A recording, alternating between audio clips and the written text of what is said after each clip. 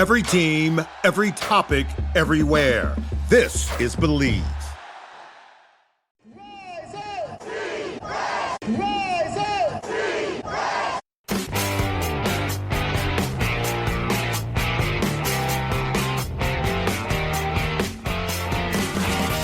This is the Rise Up See Red podcast, all about the Arizona Cardinals and the NFL, featuring insider and outsider perspectives. Enjoy the best hour of Cardinals talk on the web. Now here are your hosts, Jess Root and Seth Cox.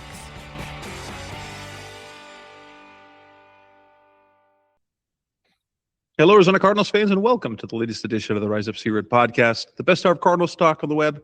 I'm your host, Jess Root from CardsWire.com, USA Today's NFL Wire site, covering, of course, your Arizona Cardinals with my co-host in episode, I think we're at 807, Seth Cox from RevengeOfTheBirds.com, SB Nation's Arizona Cardinals site. And as we are now, we're done with the Hall of Fame game, and that's what we want to talk about. Cardinals played last Thursday.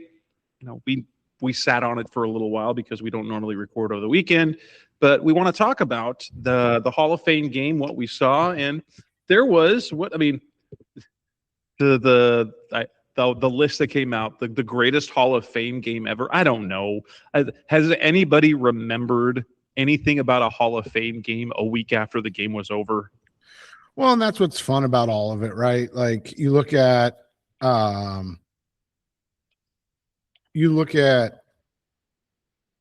just the way that all of it came together, and you just saw a lot of really positive things. And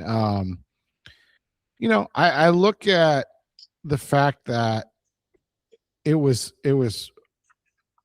coming off a week where there was that terrible cut up, and we talked about that a little bit, right? That terrible cut up of everything, and you go, okay, this was nice, right? Like it was nice to see them come out. The offense looked more than competent, which was big. And yeah, I mean, it was, you go back, it's the preseason, right? Like but to have positive conversations about the Cardinals now, because I mean, let's be honest, since January, February, when they fired Jonathan Gannon, the process to get to Mike LaFleur, there hasn't been a whole lot of positive on them. Everybody was very excited about how good of a player Jeremiah Love is, but there was a understandably large swath of people who are like, what the hell are you doing? You guys are the Arizona Cardinals. You don't have talent. Like, you can't just draft a running back third overall. So to see it flip, right, to see it get to the point of just a lot of positive feedback on the Cardinals, I think that is, for me, that is the biggest takeaway of this, because typically, right, it's just quiet, especially when it comes to the Cardinals in the preseason. Well, yes, and I guess the thing that the guy that it generated the most buzz was Carson Beck, who got the start, the rookie out of Miami and Georgia. He had a really good game, and there's been the opinions have raged from like, oh, could be a quarterback controversy, because but the truth is, this was just a nice piece. But I mean, I loved watching Beck play. I think it's the best rookie preseason performance we've seen in years, because like if we go back to Clayton Tune never looked as good as Carson Beck did in any preseason game as Beck did in that Hall of Fame game. We got to see a lot of different things from Beck. He handled operations really well. He was making calls at the line of scrimmage. He changed a couple of plays. He looked poised. He delivered good footballs. Like he had good throws on the deep throw. There was we could quibble about one of the deep throws to Jalen Brooks. He threw the balls with tight windows. He threw on time. He made good decisions. It was, I mean, yes, it is against a Carolina Panthers team that was playing deep backups and fringe roster guys. But we haven't seen that from a rookie quarterback, or really from any of the Cardinals quarterbacks in the preseason in quite some time. Right. And you look at it and you know, one of the things that I wanted to do was like get some historical perspective. Now, part of this is difficult. And I think the part that's really difficult is that it is a singular game versus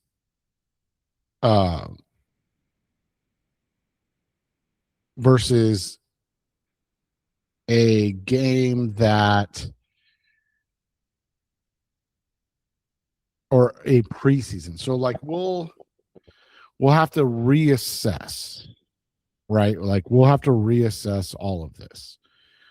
But and I don't want to take any credit for this. A guy that I genuinely used to work with a long time ago, JP analyst who used to do all the cut-ups at the draft breakdown. He wrote a post about this last year, talking about Jackson Dart and Cam Ward. So it's actually very nice and fresh and all of that. And why does it matter, right? Or does it matter? And the thing that you look at is you can genuinely find whatever analysis or analysis you want to. And what I mean by that is the best preseason quarterback in the last 13 years is Mac Jones. Mac Jones is a rookie, and we're talking only rookies. Sorry, I should put that caveat in there. Mac Jones is a rookie, had a preseason PFF grade of 92.2. We all know how that turned out. Had a Pro Bowl season his rookie year and is now a backup. The next guy on the list is Aiden O'Connell. Not going to say, better, worse, and different in terms of prospect. We do know that, he was drafted around later. I think 70 picks later overall. So, basically 2 rounds later if you go by picks, right? But Aiden O'Connell had an 89.5 PFF grade. That went all the way down to 65 in the regular season. The top 4 guys, the names are really not who you want to be associated with. Again, Jones, not terrible. Aiden O'Connell, good backup, right? Zach Wilson, not ideal.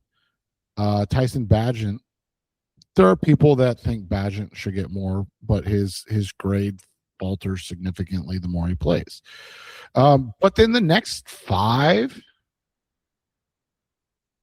you look at it and you go, okay. You've got Dak, who I know has been kind of the poster child for a lot of the Carson Beck should start game 1 contingent. You've got Baker Mayfield, Brock Purdy, who again drafted much later than Carson, but would be a nice profile because he's not a first round pick. And then Jaden Daniels and Bo Nix. So if you take out the first round picks that were good, Mayfield, Daniels, and Nix, which is the expectation, right? Like we would expect that they're good in the preseason. They come in with that pedigree and stuff. You've got Prescott, Purdy, and then the next guy from that mold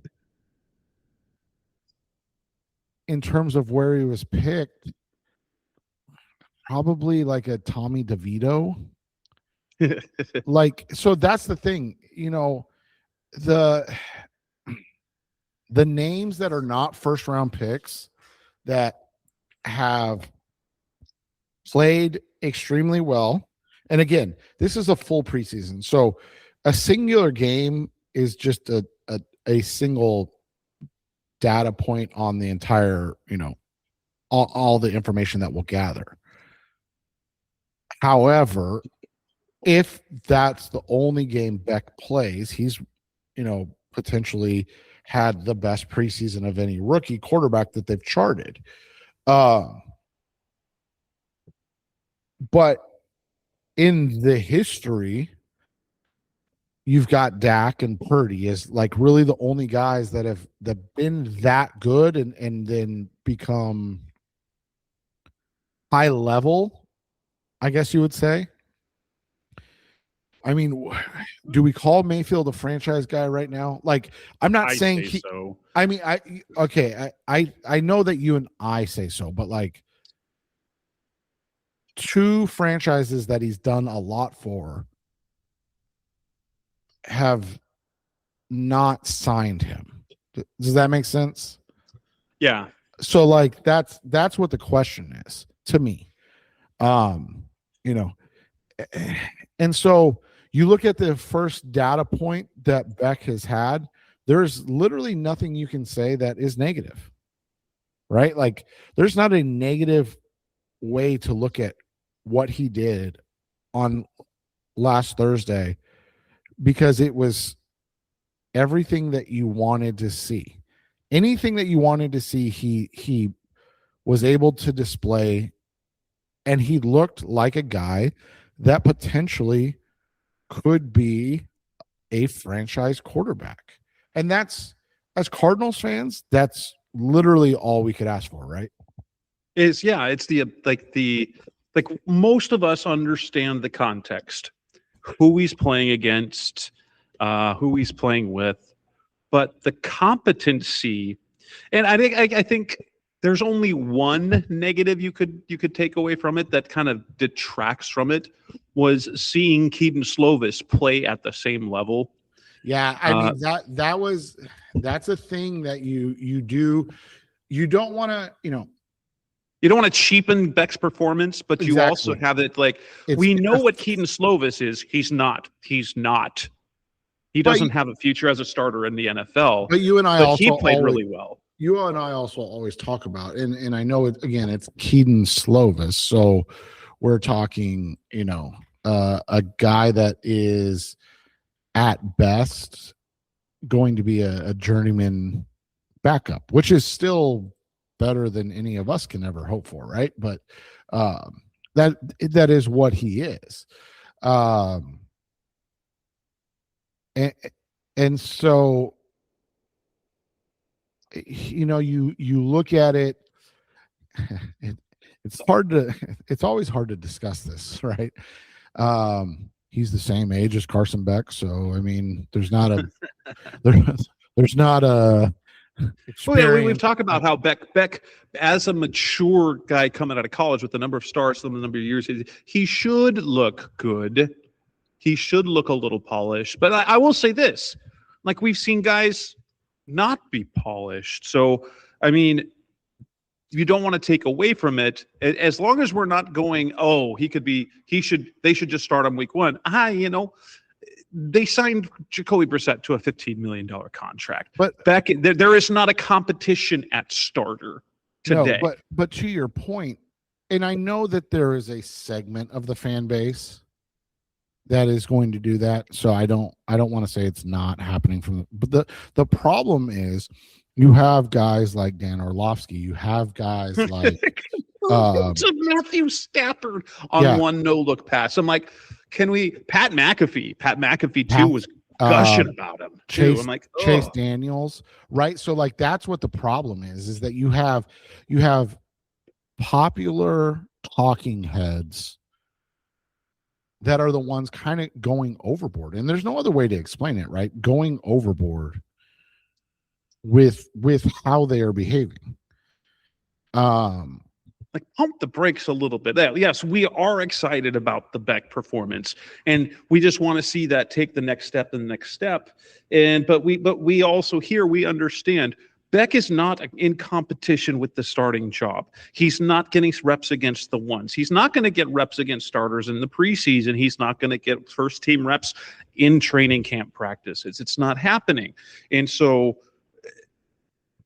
ideally he plays well through the preseason, and then when inevitably the team's season is in the dumpster like we believe it's going to be, then you can turn to Beck late in the season, get to see what he looks like, and then maybe get excited. This is just this is as Ron Wolfley would often say, it's better than the alternative, and that's how I take it. It's good. It's better than the alternative. It's better than what we saw from Clayton Tune. It's better than what we saw from Desmond Ridder, like any of these guys. It's what we want to see, but it's nothing to go crazy about like some guys. And I think it is simply the result of having the only football game, the only NFL game that was on all week. Right. And it's been a week long of conversation. And so like, that's the other difficult aspect of it, right? Is that it's literally the only thing to talk about because it's the only thing that's happened in the ethos of the NFL. And we know what the power of the NFL is. I mean, the numbers came out, right? 7 million viewers for the NFL Hall of Fame game. And again, I don't want this to sound like I'm taking away at all from what Carson did, but in a game where the Panthers and the Cardinals were exchanging 2 high shell looks with no blitz packages, like that's a 7 million viewer appointment viewing, and the MLB final or the MLB World Series and the NHL Stanley Cup Finals can't even reach that same thing. Like that's the power of the NFL. And so that's what makes this a week-long discussion. And just the last thing on this is like, if you go through like the whole list, like it goes all the way down to Mike McGloin, right? Was the worst rookie quarterback ever. And you look at it, and you just say the guy that's had the most success in his career was slightly just above Josh Rosen, and it is one of those things that you can't quantify because it's Devlin Duck Hodges who just married Lainey Wilson. So like in the end, none of it really matters, right? Because unless Carson Beck marries a country superstar, who even knows if he's going to be a good quarterback? Yeah. But that's where we want to start.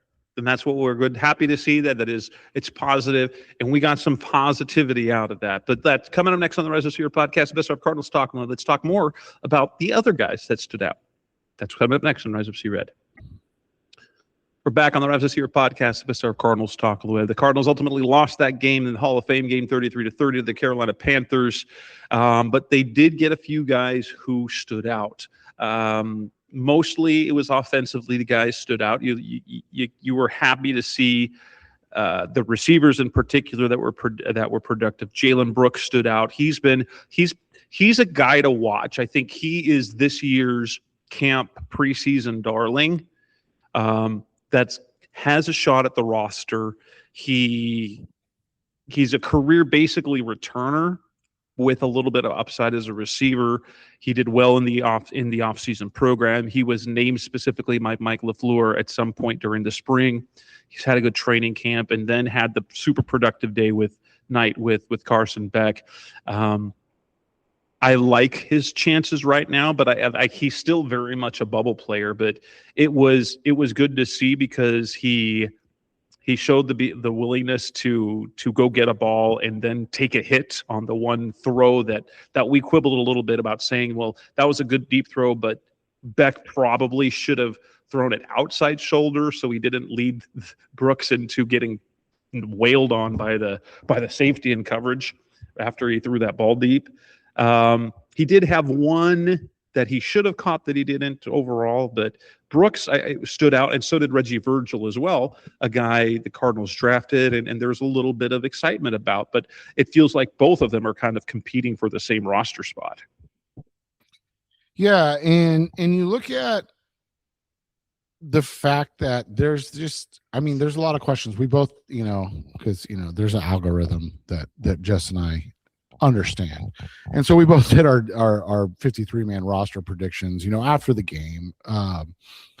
And you look at it, and the first thing you look at, right, is wide receivers. And you've got, obviously, the top three guys, Marvin, Kendrick, and Michael, they're locked in.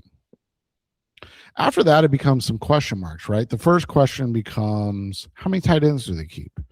Like, is Tip Ryman going to be ready? And I know we're talking about wide receivers, but you're saying, okay, well, would you keep an extra wide receiver right now, maybe not go as much 12 and 13 personnel until Tip is back, and give a guy like, Jalen Brooks or Reggie Virgil the nod over another tight end to keep theoretically 7 wide receivers? On the flip side, would you look at it and go, Simi Fehoko is a lock, right? Like a guy that is a very good NFL player, very good special teams player. Has guarantees in his contract of most of his salary, but that also wasn't enough last year. He ended up cut. He was on the practice squad and eventually got to the roster, but he was a guy that didn't make the roster initially. And then you look at a guy like Emir Smith-Marset, who, by all accounts, until a little injury kind of sidelined him, was maybe the most consistent of the second, third group of wide receivers. So you look at those things and you go, where does everybody fit? You mentioned Reggie Virgil. Obviously, Xavier Weaver was here last year. Like, there are some. It feels like the top 4, right? Obviously Wilson, Bourne, Harrison, and then Duvernay. Yeah, that I like Duvernay feels like a lock. He got the veteran. He got the starter treatment, sitting out that game. And if he's more like a return guy than a true number 4, then that makes sense, right? Like, he could end up being, wide receiver 6 in terms of play time. But if he's your like return guy, and you're looking at it like, hey, special teams, we need to inject something different into this process, it makes sense. If he's not your return guy, then I do wonder if there's a potential that he's not there. But we have to go off of what we know, and what we know right now is he's listed as the main return guy, correct, on punt and kick. And it feels like if a guy, if Emir Smith-Marset or Jalen Brooks is going to make the roster, especially Smith-Marset, whatever is it, he's also been a career return guy. Right. If he's going to make the roster, it is going to supplant Duvernay, in my opinion. So unless they see the offensive upside being so much greater than Duvernay, and you get the equal in the return game, then I think Duvernay is I'm not going to call him a lock, but he's definitely it feels on lock track. Right. It feels lock-ish, but it's still too early because we don't know much about this coaching staff outside of Nick Rallis, right? So like, I mean, I know Justin Fry as well, but like, we just don't know enough about this coaching staff and what they're trying to build and what it's going to look like to see what they're going to, quote unquote, pound the table for, right? So that's an interesting one. The tight end one's super interesting to me too, because, and obviously we'll discuss this with the corners as well, but like, what are you doing in terms of that position? Because Rivaldo Fairweather, I feel like, has been kind of the top guy after obviously McBride and Higgins. I know they have the Tegan Q guy, Catoriano, who sat out the game, and I didn't know that of any injury for him, so I'm like, oh, so he's got the inside starter track, right? Yeah, and so, but like Fairweather's had a good camp. He's been consistent. I just like, maybe there is, like you said, maybe there's something already with Tegan that they're like, this is the guy. I mean, he is a big dude at 6'6", 259 pounds. Fairweather's a little bit smaller at 6'3", 249 pounds. So maybe their thought process is Fairweather is the Higgins guy, whereas Quatriano is more of the Tip Ryman fill-in, right? Yeah, absolutely would be that. And maybe that's kind of the inside track, because we don't know at what point Tip is coming back. Mike LaFleur at the end of the offseason program said that he expected guys to be ready for the beginning of camp, and Ryman isn't there yet. And so the longer this goes on, you're wondering, oh, is he going to miss part of the season? Like, is he going to start the season on PUP? And if so, like,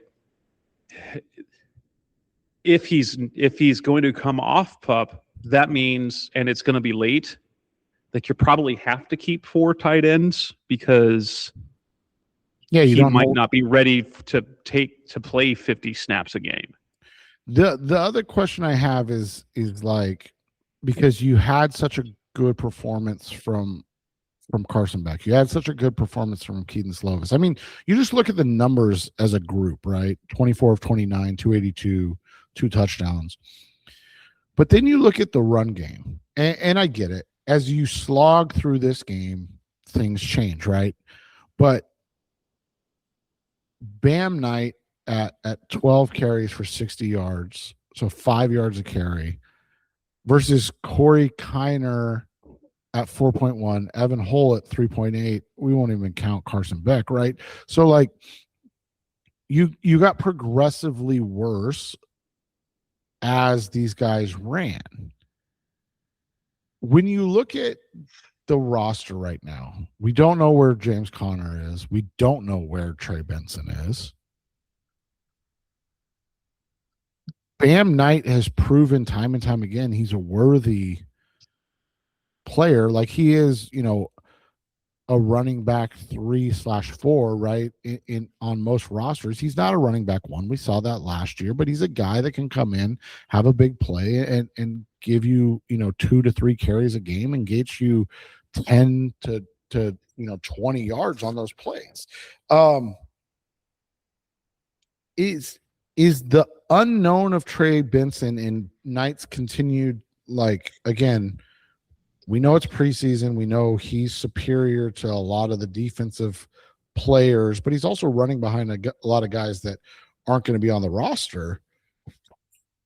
Like, is Knight lockish?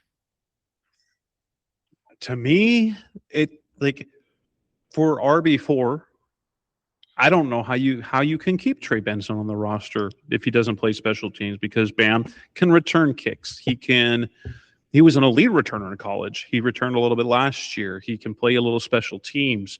And Benson doesn't give you any of that, and he can't stay healthy.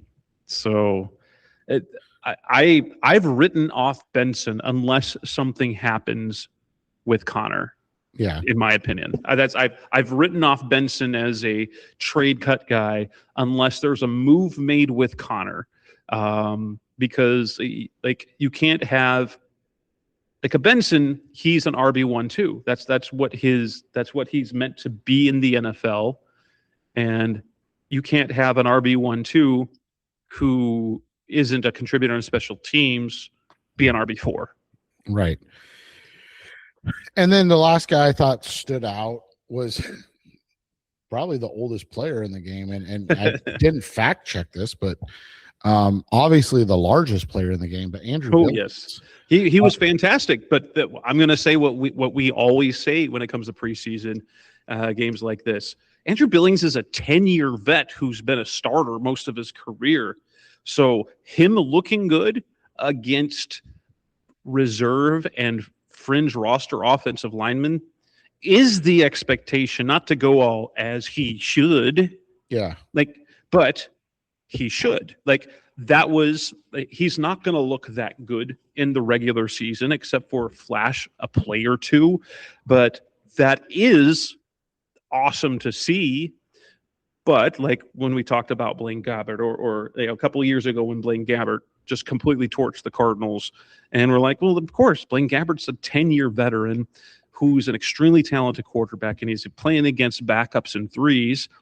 He's going to look good, and that was the case with Billings. But, of course, on the other side is that it's better than the alternative. It's better than this 10-year pro getting manhandled by backups. Well, and the interesting thing about Billings on this one is, he had a sack and 2 tackles for loss in this game. Andrew Billings had a sack last year and 6 tackles for loss. So, again, you get a season worth of production in one quarter of preseason play. Right, exactly. That's the hilarious part. It's like, again, it's easy to be a standout when you're probably the best player on the field, right? And so it was just, I loved it. He's a fun, guy to have on the roster now because of his sheer mass and size. And you and I were talking about it in our group chat. Like, it feels like that's a play of, hey, we got to keep this guy in shape, right? Like we got to make sure that this guy's moving a lot. Yeah, that would make sense. Coming up next on the Resident Hero Podcast, Mr. Cardinals Talk on the Web. Let's move on and talk about, what are the concerns that we saw? That's coming up next on Resident Red. We're back on the Resident Hero Podcast, Mr. Cardinals Talk on the Web. Concerns in the Hall of Fame game. I guess you can't get too terribly concerned because nobody really played. That no one of note played who's going to have an impact on the season.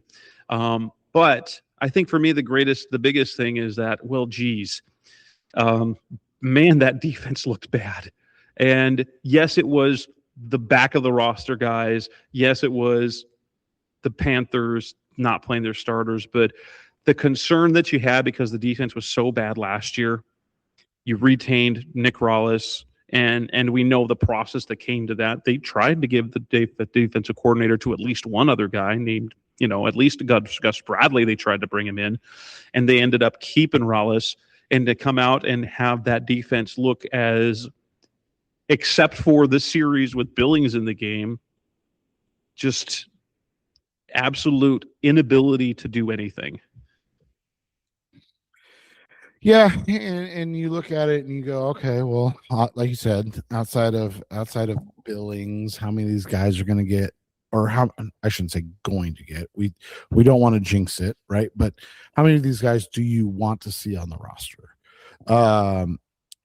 Getting reps, maybe Elijah Jones. I think the ship is probably sailed on Keitrell Clark at this point. Again, another guy we discussed in our group text, BJ Ojulari. I don't know what the contract situation dictates, but I'm pretty sure at this point, because he's in season 4, his guarantees are gone. Yeah, he has no guarantees left this year. And then Rabbit, Keaton Crawford, Owen Papo, they really didn't play a whole lot, right? So you look at everything, and I'm hesitant to get overly concerned, but it's also the concern of like, it was an extension from last year, right? Like that's what the concern is that it just seems like there hasn't been an improvement in coaching, and guys on the ground have said quite a bit that, this offense is either really good or this defense is really, really bad. and since the Hall of Fame game, the offense had some struggle days in practice, but yeah, it's not what you want to see. BJ Ojulari feels like you're like, oh man, what a bummer how that could have been, because now I'm not going to, like, people were saying, well, he's playing late in the game. Well, the truth is all of their edge games, all of the edge guys who played through the entire game. They had roughly the same amount of snaps. I think it was 37, 35, 31, right, 33, right, all within that same range. But I'm like, oh, Jordan Birch didn't play. Okay, he's the lock for the roster. So it's going to be Sweat, Barron, Zaven, Jordan Birch. Who's going to be that last guy? Is it going to be BJ? Is it going to be Ekuleota? And I'm like, at this point, wouldn't you just decide that the upside of Leota trumps the unknown of Leota, trumps the believed potential of Ojulari? But that potential was 2-3 years ago. Well, the potential was 2 surgeries ago too, right? Like that's the other hard part. You see this group, and you know that there is just a opening. We're hopeful that there's not 2 openings, right? We're hopeful that Josh Sweat is back and ready to rock, but you know that there is an opening, and you just go, is it time to just cut the cord with Ojulari and bring in somebody else? Because I don't think that's out of the question at this point, right? Yeah, you might as well, and that's going to be interesting to see. Was there anyone else in terms of concerns that you wanted to bring up? No, I mean, like you said, it's hard to be overly concerned right now, but there are things that you're looking at going, okay, like let's see it continue to get better, right? Yeah. And with that, we will wrap up this edition of the Rise Up Secret podcast of SR Cardinals Talk on the Web. We'll be back to talk about what we want to see in the second preseason game against the Raiders and more. Until then, that's Seth Cox. I'm Jess Root. Thanks for listening. As always, we'll be back again soon. Thanks for listening to the latest edition of the Rise Up See Red podcast. Listen to previous episodes and subscribe to the show on Apple Podcasts, Stitcher Radio, Audioboom, or many other podcast platforms so shows are delivered directly to your mobile device. Please give the show a 5-star rating and always support the sponsors who support the show. We'll be back soon for the best hour of Cardinals talk on the web. Rise up, Red Sea, be Red, See Red, and of course, Rise Up, See Red.